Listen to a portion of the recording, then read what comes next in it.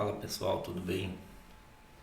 No último episódio dessa série que a gente está fazendo, construindo um blog aqui com o Rails, a gente criou esse formulário para a gente enviar o título e o conteúdo de uma postagem lá para o banco de dados, né? Só que a gente fez só a parte visual. Agora a gente vai construir a parte da lógica lá do back-end para a gente poder salvar esse post e para depois poder exibir ele lá na página que a gente já criou, que é a página que lista todos os posts. A gente vai abrir lá o VS Code e no controller posts a gente vai criar uma nova action, que é um método chamado create. E nesse método a gente vai de novo criar uma variável chamada post, que recebe post new, só que dessa vez a gente vai receber os parâmetros lá do nosso formulário, certo? Nesse método a gente vai receber os parâmetros do formulário e vai criar um novo objeto post já com esses dados preenchidos, né? Essa é a primeira parte. Depois a gente vai pegar esse post e vai dar um ponto save, ou seja, dessa forma eu estou salvando o post no banco de dados que eu acabei de criar. Esse post já está com as informações que vieram lá do nosso formulário, né? Ok.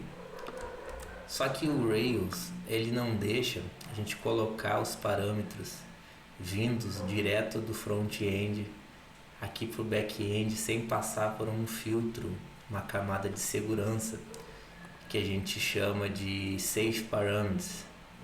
Safe parameters é os parâmetros seguros. Esses parâmetros que vêm lá do formulário, eles precisam ser filtrados antes de ser colocados aqui no back-end. É como se a gente dissesse que para o Rails quais os parâmetros que a gente vai permitir que venham lá do nosso formulário.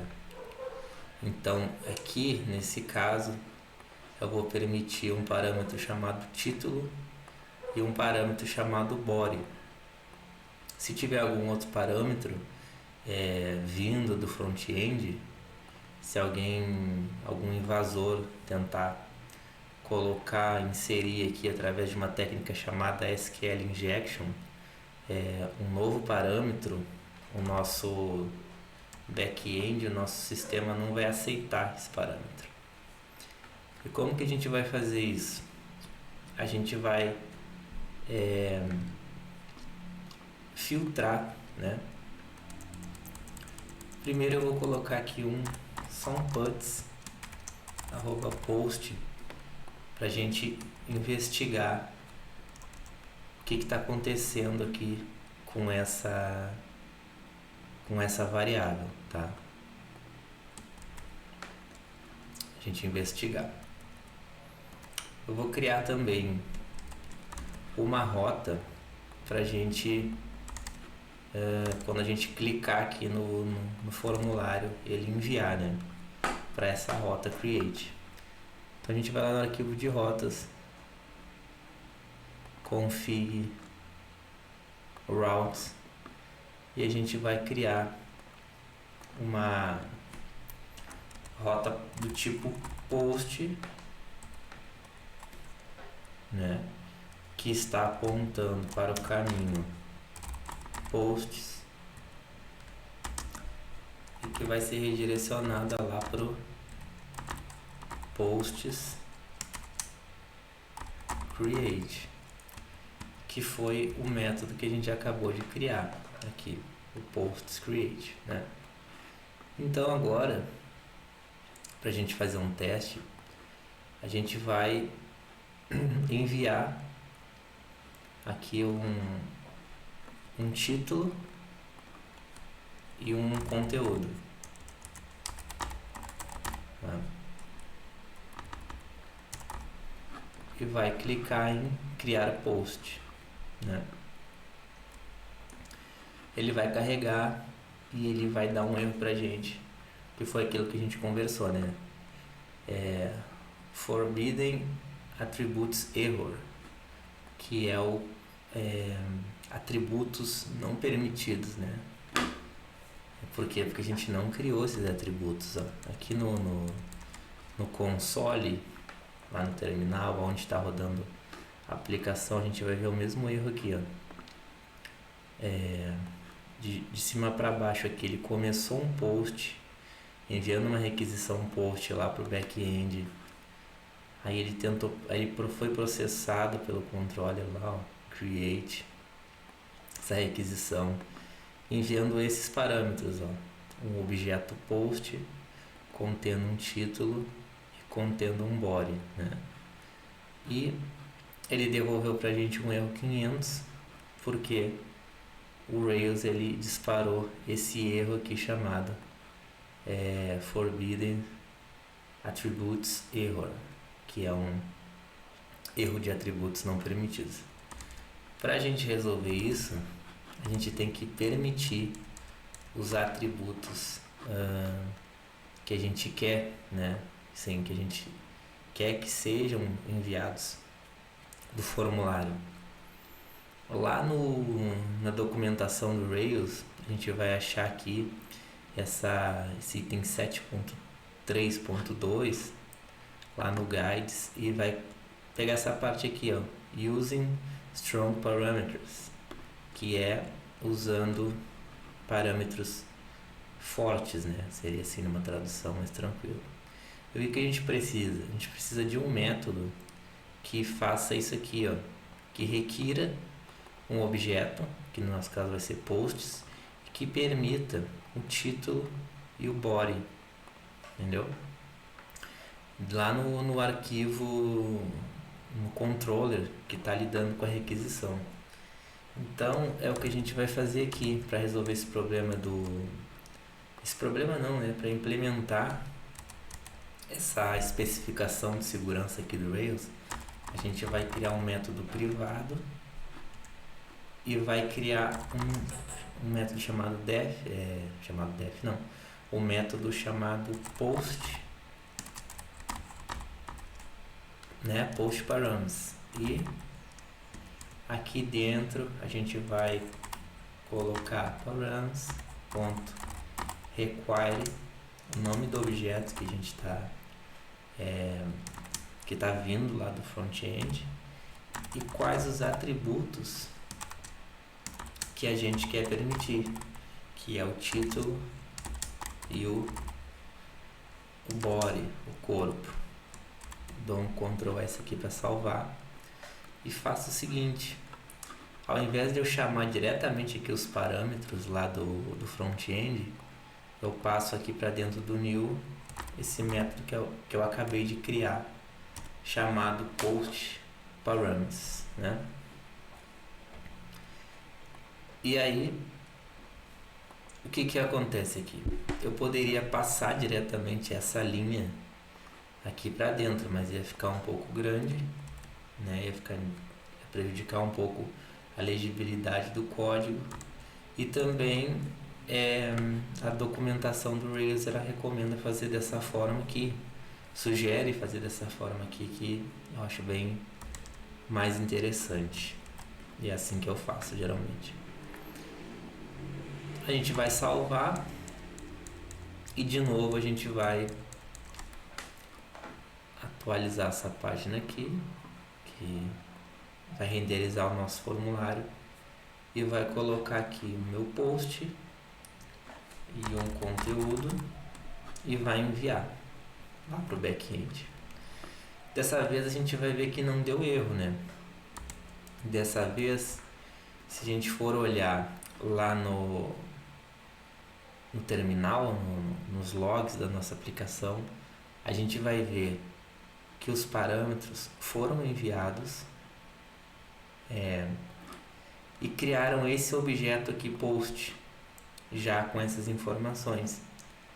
Esse objeto aqui post que eu mandei imprimir aqui, ó, né? Se eu mandar aqui post.inspect, né? A gente vê o que tem nesse objeto. Enviar de novo aqui, ó. A gente vai ter esse objeto aqui, ó, impresso, ó. Um objeto que ainda não está salvo no banco de dados, está só em memória. Um objeto do tipo post, com o título meu post e com o conteúdo chamado conteúdo. Agora, para salvar esse post aqui no banco de dados, eu só preciso completar aqui o meu controller, o meu método, pedindo para dar um post.save, né? E aqui entra uma outra convenção, que é o seguinte: a gente faz se, né, o post for salvo, a gente vai redirecionar, redirect to /posts, por exemplo. Se o post for salvo no banco de dados, se der tudo certo, redireciona a aplicação para a página de posts. E aí, se der errado, se o post não for salvo, aí renderiza, né? Dá um render new. O que é o render new? Renderiza de novo para mim o formulário, para eu poder tentar novamente, né? Ficamos com essas duas opções. Se o post for salvo, tá tudo ok, a gente vai lá para a página inicial, né? Se der alguma coisa errada, eu renderizo de novo o formulário para o usuário poder arrumar o que está errado, e depois exibindo as mensagens de erro. Por exemplo, o post não pode ser salvo porque um campo estava em branco, né? Isso aí já é a parte das validações que a gente vai fazer num outro vídeo, tá? Vamos testar isso aqui agora para ver como é que tá ficando. Vou atualizar a página aqui e vou colocar aqui meu post 54, por exemplo. Eu vou botar um conteúdo 22. Eu vou clicar aqui em criar post. Ele vai salvar, né? Vamos ver o que vai acontecer aqui. O que aconteceu? Save, né? No undefined método save.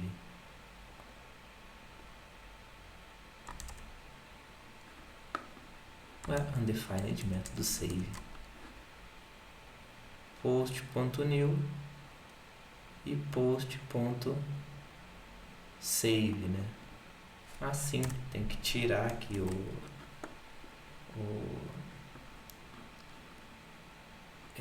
essa interrogação, se eu não me engano, né? Save, e o save seria assim, retornar se ele for verdadeiro ou falso, né? E não é isso que a gente quer. Vamos lá, post/new,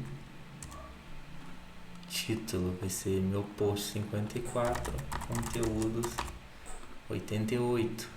Vou clicar em criar o post e agora deu tudo certo. O post foi criado e salvo no banco de dados. Então, se eu atualizar essa página posts aqui, o post continua. Se eu quiser criar um novo post, eu crio aqui o post muito legal e eu crio aqui o conteúdo lá. E crio o post. E agora eu já tô com essa função de fazer o registro dos posts no banco de dados, né? Que é isso que a gente queria nesse vídeo, né? Recapitulando então, a gente saiu de uma aplicação com formulário que tinha os campos para fazer a criação de um novo post, e implementamos a lógica de criação do post e salvando esses posts no banco de dados. Depois, agora no próximo vídeo, a gente vai implementar a validação, que é o caso de não permitir post sem título ou permitir post sem conteúdo, né? Até a próxima. Espero que vocês tenham gostado do vídeo. Me sigam para mais vídeos de programação.